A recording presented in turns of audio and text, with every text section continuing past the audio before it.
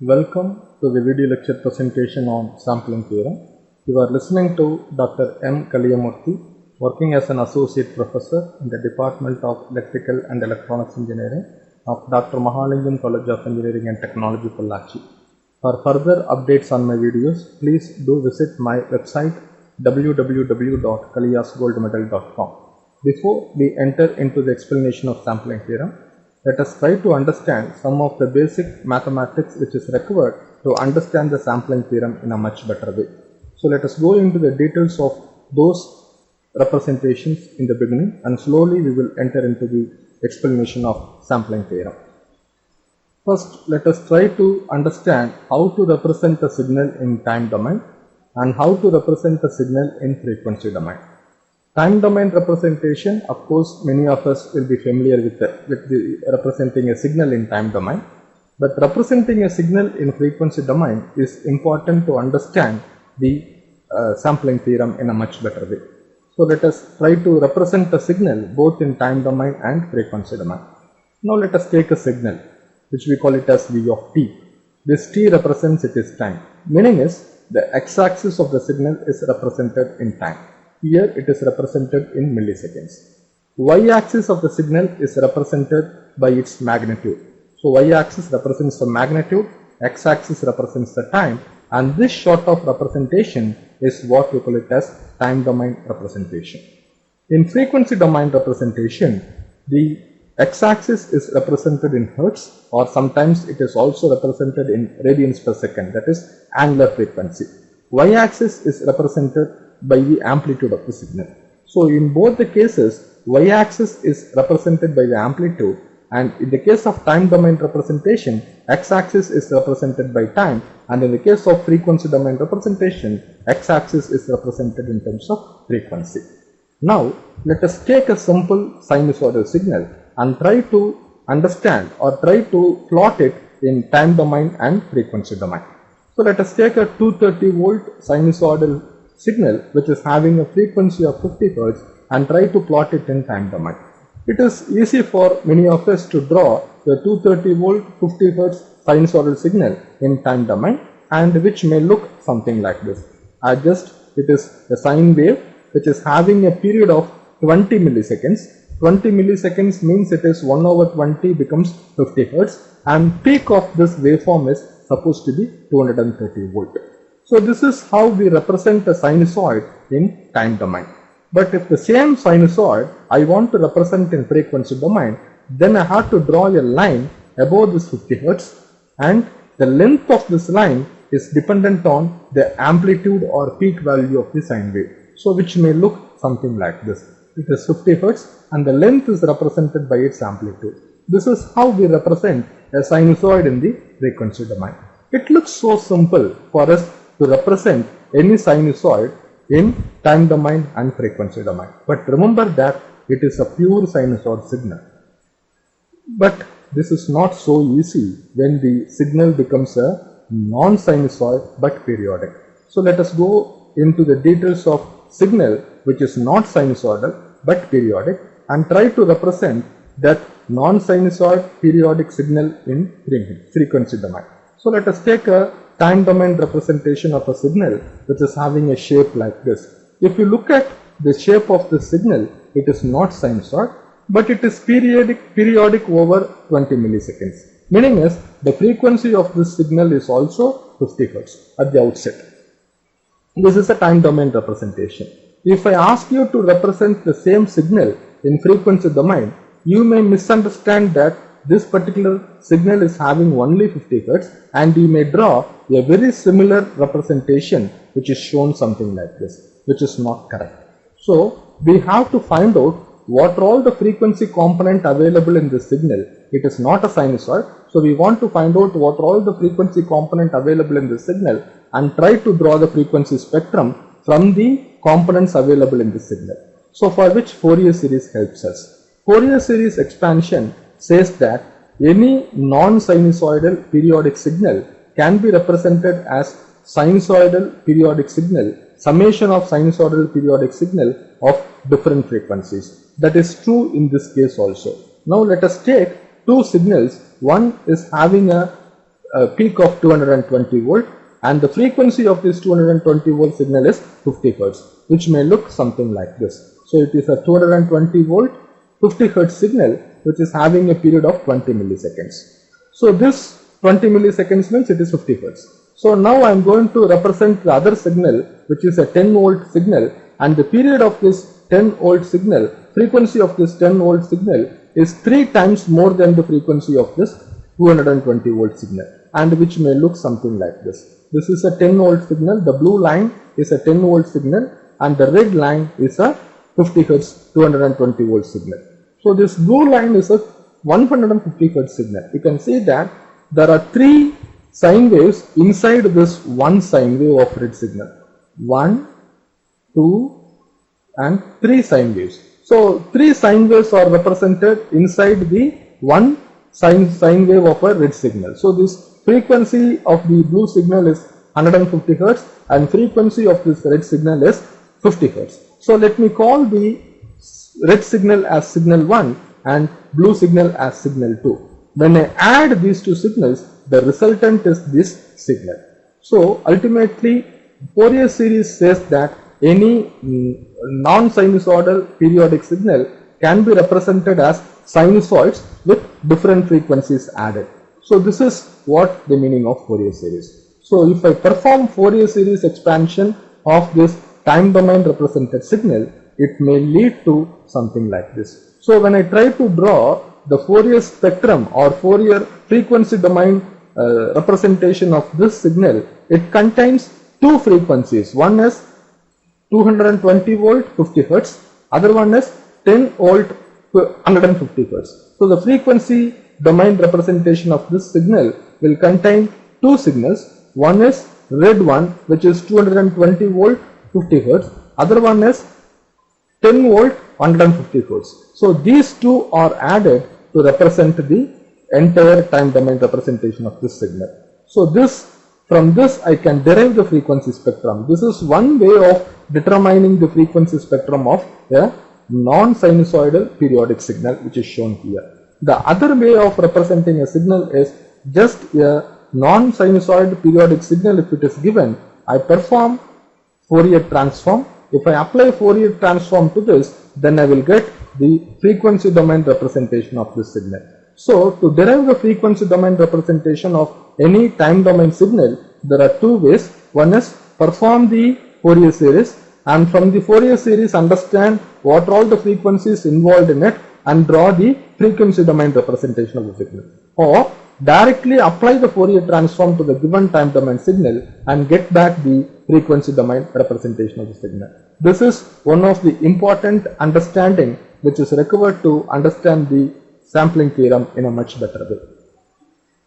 Next, to understand the sampling theorem clearly, we should know what is the meaning of this band limited signal. Band limited signal, let us try to understand what is the meaning of this band limited signal. Again, let us take a time domain representation of a signal which is having a period of 20 milliseconds, that is a 50 hertz signal. I apply the Fourier transform to it, I will get the frequency domain characteristics of it, and if I try to get a frequency domain characteristics, from the frequency domain characteristics I can see that there are 3 different frequencies involved in this time domain signal, which is a 220 volt with 50 hertz, 10 volt with 150 hertz and 5 volt with 250 hertz. So I take a time domain signal, apply the Fourier transform, I get back the frequency domain. Next I have inverse Fourier transform also. Inverse Fourier transform will convert frequency domain representation of a signal into time domain representation of the signal, which is it will convert from this to this. Fourier transform will convert time domain to frequency domain. Inverse Fourier transform will convert frequency domain into time domain. So if you look at this particular frequency spectrum of this time domain representation of a signal, I can easily say that the maximum frequency available in this signal is 250 hertz, which is not clear in the time domain. This is one of the important understanding of frequency domain representation. So in frequency domain representation, I can easily find out what is the maximum frequency involved in the time domain signal. So this is important to understand the sampling theorem much clearer. So let us see what is the meaning of a band limited signal. Any signal which is represented between any signal whose maximum frequency is known to us, such a signal is what we call it as a band limited signal. Here the maximum frequency is known to us, which is 250 Hz. So this is a band limited signal. So this maximum frequency component available in the signal, if it is known to us, then we call such signal as a band limited signal. Maximum frequency component is taken on both sides of the spectrum in order to make the mathematical analysis simple. Even though negative frequency is not available, we just consider the negative frequencies to make our mathematical analysis simple. Next, let us see what is the meaning of unit impulse train. So this is also important to understand the sampling theorem clearly. In the beginning we have seen how to represent a signal in time domain, how to represent a signal in frequency domain, and what is the meaning of a band limited signal. Now we are going to see what is the meaning of unit impulse train. Impulse is a short duration pulse which occurs for a very short duration, and its magnitude will increase to infinity, which is what we call it as unit impulse signal. We call it as impulse signal. Unit impulse in the sense the amplitude of the signal will rise to a value of 1, and it is mathematically represented something like this. Delta of t is the representation of unit impulse signal.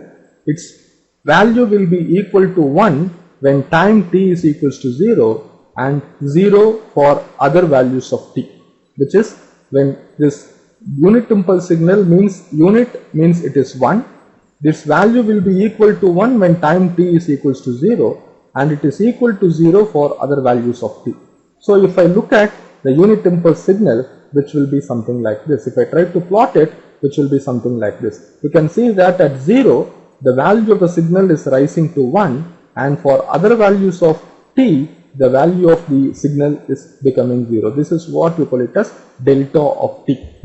Now let us try to shift this delta of t by 1. So I am going to consider another signal which I call it as C1 of t. The C1 of t is equal to delta of t minus 1. I have already delta of t. So delta of t minus 1 is equal to C1 of t. Now I am going to plot this C1 of t. So what is this?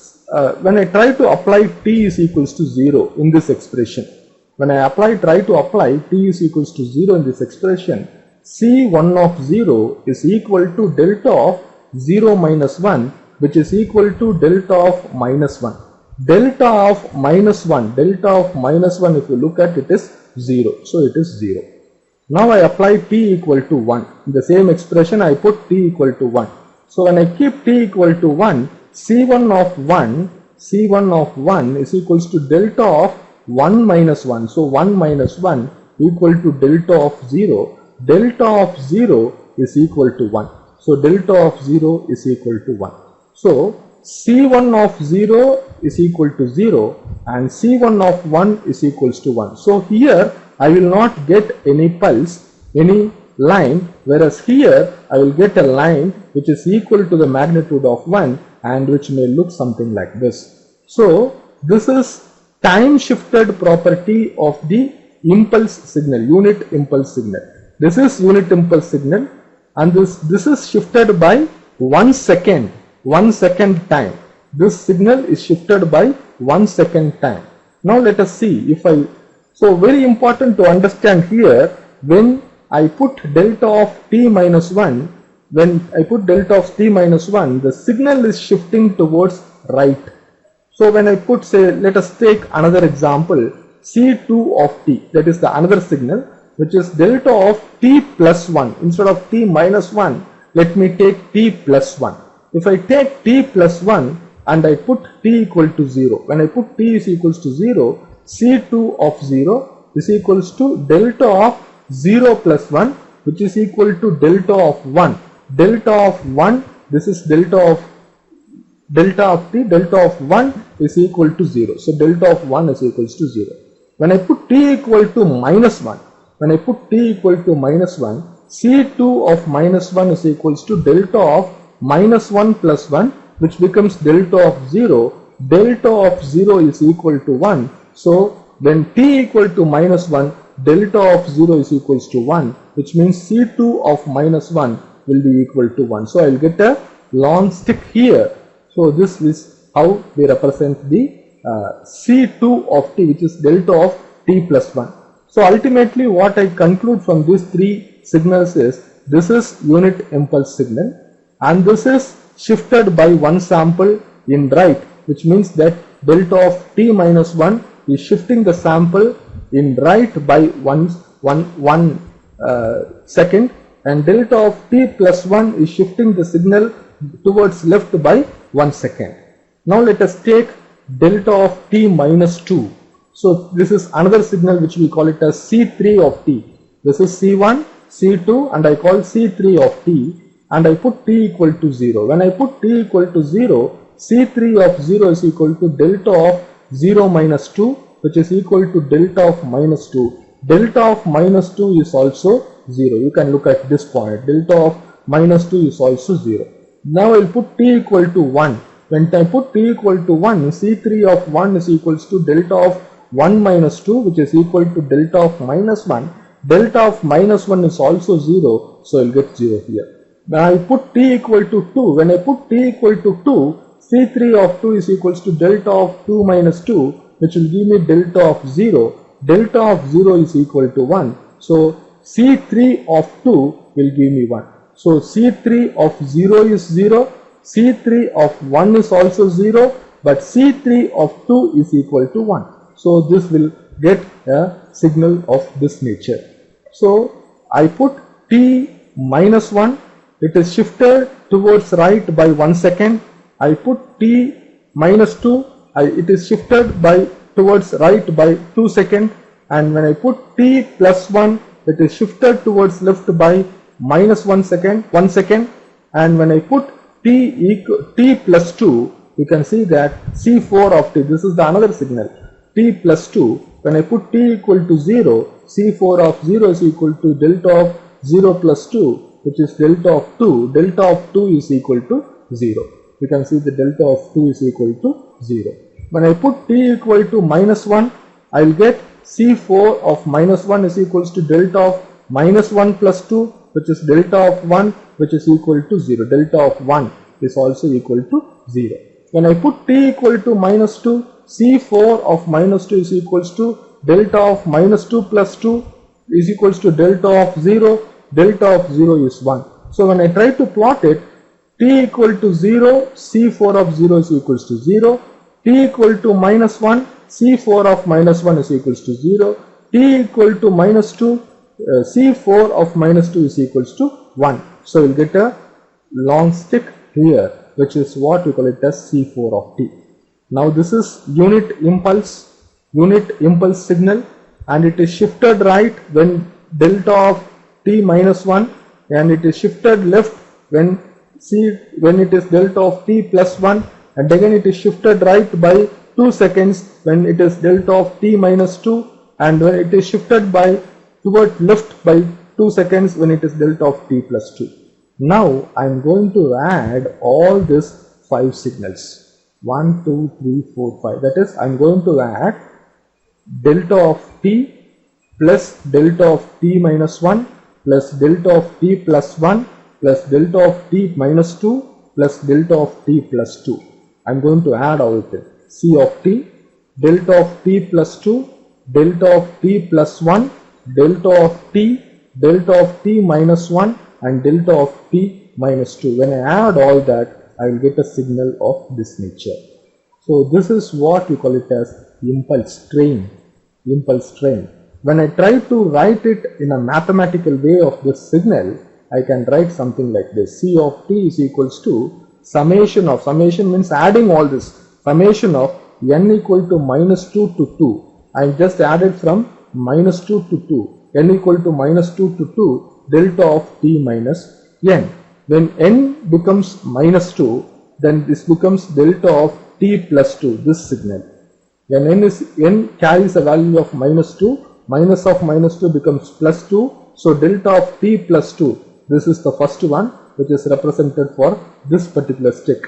And when n becomes minus 1, delta of t of minus 1, then that becomes delta of t plus 1, and which is this signal, and again this. When t equal to 0, it is delta of t, so this is this signal and this is this. Similarly on the other side also. So this is how we represent a unit impulse train, and the unit impulse train can extend till minus infinity towards left, and it can extend till plus infinity towards right. So when it is extended from this point till minus infinity, and it is extended from this point till plus infinity, then the equation can be changed from n equal to minus infinity to infinity, delta of t minus n. This is also one of the important expression which is needed to understand the sampling theorem in a much better way. Now let us move into the explanation of sampling theorem. What is the meaning of sampling? Sampling is reduction of continuous time signal into discrete time signal. Why I had to convert or reduce continuous time signal into discrete time signal? When already I have a continuous time signal, why I had to reduce or convert that continuous time signal into discrete time signal? This is an important question. So if you look at the signals which are surrounding us is all continuous time in nature. For example, your voltage signal, your current signal, your temperature, your frequency or pressure, whatever it is, whatever the signal which is available around us are continuous time in nature. But today's environment, we control all the systems by using digital controllers. So these digital controllers will not take this continuous time signal directly into it for processing. So we need to convert this continuous time signal into a discrete time signal so that digital controller can process those signals and take actions on the controlled output. So for which we require sampling. So sampling is reduction or conversion of continuous time signal into discrete time signal. So now let us take a continuous time signal which I call it as I of t. I of t means it is an information signal. This information has to be converted into discrete time signal. This is a continuous time signal.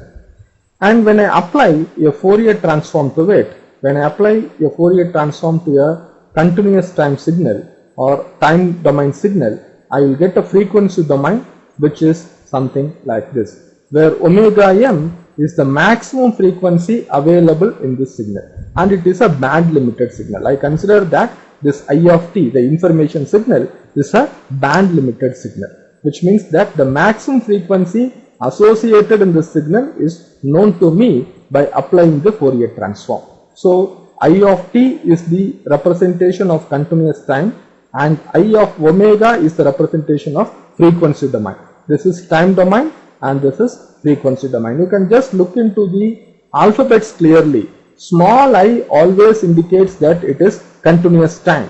Capital I of omega indicates that, always capital letter indicates that it is a frequency domain. This is commonly followed in all the literatures. So when I apply Fourier transform to this time domain signal, I will get a frequency domain.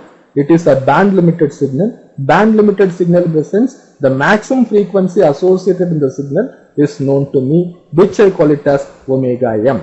If I apply the inverse Fourier transform to this, then I will get back my information signal completely. So this is the first assumption, that the signal which we are going to convert is a band limited signal. Now this signal is given to a device called as a sampler. Sampler is nothing but a multiplier. If I say a multiplier, then I need another variable to multiply with this I of t. I of t is the information signal. I give it to a sampler. Sampler is a multiplier. If I call it as a multiplier, then I need another signal which has to be multiplied with this I of t. So let me consider another signal which is called C of t, which is an unit impulse train, which we have discussed in the previous slide. unit impulse train. So this C of t is a unit impulse train which is having a period of Ts. In the previous slide we have just considered that it is shifted by 1 sample. Now here 1 seconds, 1 second, delta of t minus 1, delta of t plus 1, delta of t minus 2, delta of t plus 2. So we have incremented the signal by 1 second. Here Ts is a common generic value. So this Ts is called as sampling period or sampling interval. This Ts is what we call it as sampling period or sampling interval. This may take any value. So sampling frequency is given as omega s is equals to 2 pi by Ts. Omega s is equals to 2 pi by Ts. Let me have this as equation 1. So how to represent this signal now? C of t in terms of mathematical expression, it may look something like this, which is taken again from the previous slide. Summation of n is equals to minus infinity to infinity delta of t minus n Ts. This n will vary from minus infinity to infinity. This Ts is the sampling period or sampling interval. Now it is very important to remember that we have two frequencies. One is omega m. Omega m is with respect to the input signal frequency or the information signal frequency. Maximum frequency available in the information signal is omega m. Omega s is the sampling frequency of the impulse train. This train will be from minus infinity to plus infinity. Now the amplitude of this train, if you look at, it is always 1. This is unit impulse train. It is a unit impulse train. So amplitude of the signal is always equal to 1. So when I try to multiply these two signals, I will get another signal where these are all the discrete instants of this signal. So this is 1. At this instant I multiply with this signal. So whatever may be this value will be observed here. Again this is 1 and this is observed at this is multiplied with this point, I will get this value. So the weight of this signal is corresponding to the value of the signal when time t is equals to minus 2 Ts. Similarly for other values also. So this Is of t means it is the sampled information signal. I of t is information signal. Is of t is the sampled information signal, which is the product of I of t and C of t. I of t and C of t, which is the product of I of t and C of t. So let me take the Is of t. Is of t is the sampled information signal, and if I perform the Fourier transform for this Is of t is a sampled information signal. If I perform the Fourier transform, I will get Is of omega. Fourier transform is going to convert time domain into frequency domain, and in other direction also we can do, which is what we call it as inverse Fourier transform. So Is of t is a sampled information signal. When I apply a sampled information signal Fourier transform to the sampled information signal, I will get Is of omega. Now let Is of t is equal to I of t into C of t. We know that Is of t, the sampled information signal, is the product of information signal and the unit impulse train, which we call it as C of t. So when I try to apply the Fourier transform to this completely, Is of t, if I apply the Fourier transform, I will get Is of omega. To this product, if I try to apply the Fourier transform, let me call this equation as equation 2, and if I try to apply the Fourier transform to this signal Is of t, I will get Is of omega. To this product, if I apply the Fourier transform, I will get an equation which is something like this. For Is of t, I will get Is of omega, which is given here, and to this product I of t into C of t, if I apply the Fourier transform, which is equal to 1 by 2 pi. For I of t, the Fourier transform is I of omega. So I of omega. For C of t, the Fourier transform is C of omega, and these two are convoluted. This symbol is a convolution symbol. So the sampled signal Is of t the sampled time domain signal Is of t is taken a Fourier transform, and it gives me the sampled sampled signal frequency domain. Frequency domain representation of the sampled signal is given by 1 by 2 pi into I of omega convolution with C of omega. C of omega is the Fourier transform of this C of t, that is the continuous time signal, which is a unit impulse train. C of t, if I take the Fourier transform, I will get C of omega. I of t, if I take the Fourier transform, I will get I of omega. Is of t, if I take the Fourier transform, I will get Is of omega. So instead of multiplication, if I take the Fourier transform, it gives me convolution. C of omega can be easily, this is equation 3. Let me take this as equation 3, and C of omega can be easily written as C of omega is the Fourier transform of this equation. C of omega is the Fourier transform of this equation. When I try to take the Fourier transform of this equation, I will get C of omega, which is omega s summation of n equal to minus infinity to infinity, delta of, instead of t I have to substitute omega minus n times omega s minus m times omega s. Let me call it as equation 4. So now I am substituting this equation 4 in this place of C of omega. Instead of this C of omega, I am going to substitute this box, red box signal here. So substituting E4, substituting equation 4 in equation 3. So which leads to Is of omega is equal to 1 by 2 pi into I of omega convolution with omega s summation of n equal to minus infinity to infinity delta of omega minus n omega s. So let this be the equation. Now let me take this omega s out. So once I take this omega s out, then that becomes omega s by 2 pi, and this I of omega, let me take it inside. So summation of n equal to minus infinity to infinity I of omega convolution with delta of omega minus n omega s. So this is the next equation. Now substitute equation E1. If you look at omega s is equals to 2 pi by ts. So omega s by 2 pi, you can just relate it. Omega s equal to 2 pi by ts. Omega s by 2 pi is equals to 1 by ts. So I can rewrite this expression Is of omega s 1 by ts, which is equal to omega s by 2 pi, and the same equation is rewritten here. Let me call this equation as equation. Before I proceed to the next step, do remember that I of t is the information signal which is in time domain. If I apply the Fourier transform, I will get I of omega, which is a band limited signal. Remember this waveform, which may be needed for the next slide presentation. So let me rewrite the expression 5 again here. Is of omega is 1 by ts summation of n equal to minus infinity to infinity I of omega convolution with delta of omega minus n omega s. Now let us apply the property of convolution to simplify this equation further.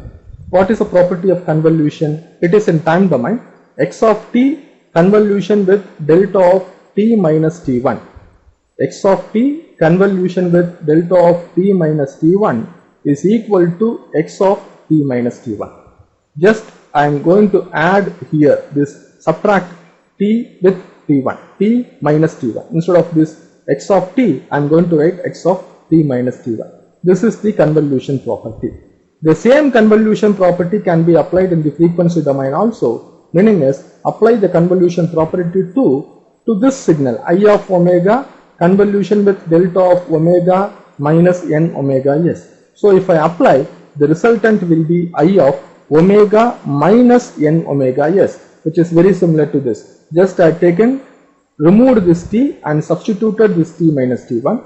So I am going to remove this omega and I am going to substitute omega minus n omega s instead of this omega, which is the result, which will be something like this, which is equal to I of omega minus n omega s. So let it be equation 6. Now I substitute this equation 6 in equation 5. So when I substitute equation 6 in equation 5, Is of omega is equals to 1 by ts. into summation of n equal to minus infinity to infinity I of omega minus n omega s. Now let me expand this equation. 1 by is of omega is equals to 1 by ts, and within the bracket I am going to put various values of n and try to expand. When I put n is equals to 0, then I will get I of omega. So I of omega when I put n is equals to 0. When I put n is equals to 0, this vanishes. So it becomes simply I of omega. When I put n is equals to 1, then this becomes I of omega minus omega s. When I put n is equals to minus 1, then I will get, which can be, so similarly when I put n is equals to 2, it goes on like this. When I put n is equals to minus 1, then I will get I of omega plus omega s. When I put n is equals to minus 2, it goes on in the other direction. So this is how we expand this Is of omega. Is of omega is 1 by Ts into, when I put n is equals to 0, this vanishes, which gives me simple I of omega. When I put n is equals to 1, this becomes I of omega minus omega s, which is what it is written here. And similarly, when I put n is equals to 2, I will get I of omega minus 2 omega s, which will be written here, and it goes on till plus infinity. Similarly, when I put n is equals to minus 1, I will get I of omega plus omega s. When I put n is equals to minus 2, I will get I of omega plus 2 omega s, and to go on till minus infinity. So this is the expanded expression of this simplified expression.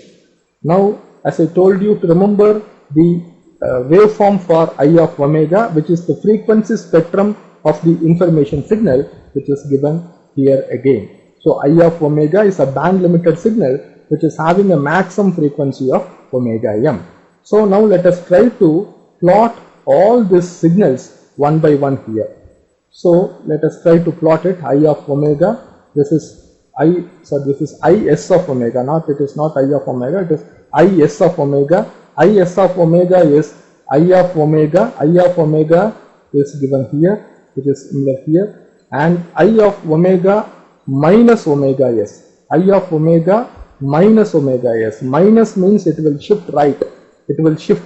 So it may be somewhere here. N is equals to 1. I of omega minus omega s for n equal to 1. And this point, if you look at, this is omega s, and this is omega s minus omega m. This is 0, and this is omega minus omega m plus omega m. When this is omega s, this becomes omega s minus omega m, and this is omega s plus omega m. Similarly, when n is equals to minus 1, I will get minus omega s, and this becomes minus omega s plus omega m, and minus omega s minus omega m. Now if you look at this point, omega m is here, omega s minus omega m is here. What is omega m? Omega m is the maximum frequency component available in the input signal or information signal. Omega s is the sampling frequency of the continuous time unit impulse train. So if you look at omega s minus omega m is greater than omega m, which is what the condition. Omega s minus omega m is greater than omega m, which means which implies that omega s is greater than 2 times omega m. Omega s is greater than 2 times omega m. So this is one of the important condition, which is what we call it as sampling theorem. So in sampling theorem, the sampling frequency, that is the frequency of the unit impulse train, should be at least 2 times greater than the maximum frequency available in the information signal. If this is not true, what is going to happen? Let us see. So when omega m is equal to omega s minus omega m, here omega m is greater than omega s minus omega m, then there is a gap between two adjacent frequency spectrums. But when omega m is equal to omega s minus omega m, which may look which may have this point will be somewhere here, which may be something like this. So omega m is equal to omega s minus omega m, and this is omega s plus omega m. On the other side also it is same. This point will come here, and this is the actual frequency spectrum of the resultant one, where omega m is equal to minus omega m. Here there is no overlapping of the signal. It is at the verge of overlapping. Now when omega s minus omega m is less than omega m, omega s minus omega m, if it is less than omega m, then this, as I told you, that omega s minus omega m is equal to omega m, and which implies that omega s is equal to 2 times omega m. When omega s is less than omega m, there is a overlapping of the frequency spectrums. Meaning is, this overlapping means that it is not possible for us to recover back the information signal if it is filtered out. The main important point in sampling theorem is, if the information signal is sampled and processed, and it has to be recovered back again without losing any information. So for which the sampling frequency should be at least 2 times greater than the frequency of the maximum frequency available in the information signal. So omega s should be at least 2 times greater than the value of omega m. So if it is equal to omega m also, we may not lose the information, but this may lead to unstable condition. This may lead to unstable condition. But when there is a overlapping, in this case omega s minus omega m, if it is less than omega m, there is a overlapping. If there is a overlapping, we may not be able to recover back the information signal without losing its information. It is not possible to recover back the information signal. We will lose lot of information in it. So we have to see that our sampling frequency, that is the frequency of the impulse train, should be at least 2 times greater than the maximum frequency available in the information signal. So sampling theorem says that the signal can be represented in its samples and can be recovered back when sampling frequency omega s is greater than or equal to 2 times of the maximum frequency component present in the signal, which is 2 times the omega m. So this is the simple statement of sampling theorem. I hope the listeners could understand what is the meaning of sampling, and thank you for watching.